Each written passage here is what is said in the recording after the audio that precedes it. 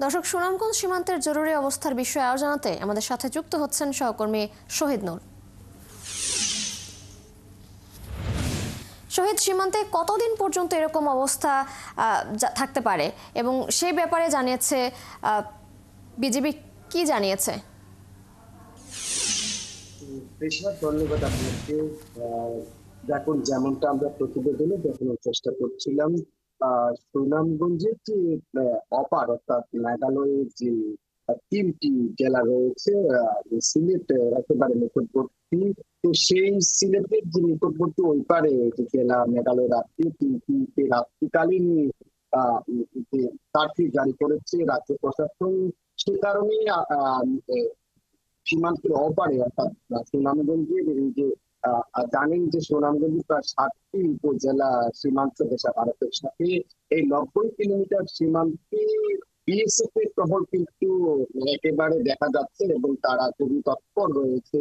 এই যে অপারের একটি অবস্থা একেবারে টানটান অবস্থা সীমান্তে, সেক্ষেত্রে বাংলাদেশ এই জায়গাতে সুনামগঞ্জেও কিন্তু আমরা দেখতে পাচ্ছি বিজিবির পক্ষ থেকে আসলে তারা টহল জোরদার করেছেন এবং সার্বক্ষণিক যে নজরদারি তারা রাখছেন। আমরা সীমান্তে ঘুরে দেখেছি 2 দিন ধরে এই তৎপরতাটা বেশি দেখা যাচ্ছে। বিশেষ করে বিজিবির পক্ষ থেকে যে টহল জোরদার করা হয়েছে, তারা বিজিবির বরাত দিয়ে যেমনটা আমাকে জানিয়েছেন সংশ্লিষ্ট যে ওই পারে কারফিউ জারি থাকার কারণে এই অঞ্চলে যাতে কোনোভাবে বাংলাদেশে প্রবেশ না করতে পারে। কুশিনী ঘটনা কিন্তু ঘটছে সিলেট অঞ্চলের মৌলভীবাজার এলাকায়, যাতে সুনামগঞ্জ অঞ্চলে কোনোভাবে দুর্যোগ কুশিন না হয়, অর্থাৎ ভারতীয় নাগরিক বিভিন্ন ভাবে যাতে এই এলাকাতে অনুপ্রবেশ না করতে পারে।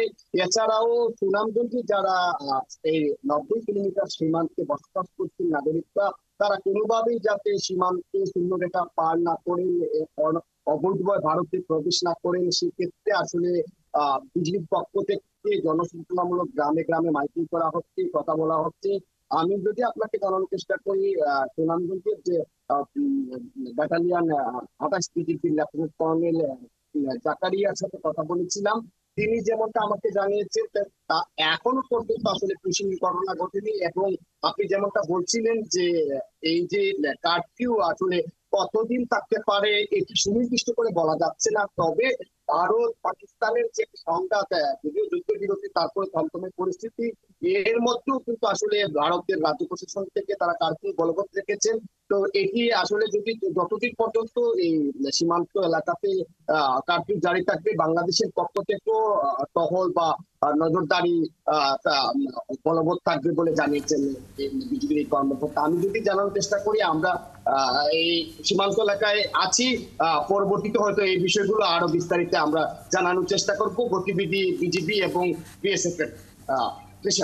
শহীদ, ধন্যবাদ আপনাকে। দর্শক, সুনামগঞ্জ সীমান্তের জরুরি অবস্থার বিষয়ে জানাতে আমাদের সাথে যুক্ত ছিলেন সহকর্মী শহীদ নূর।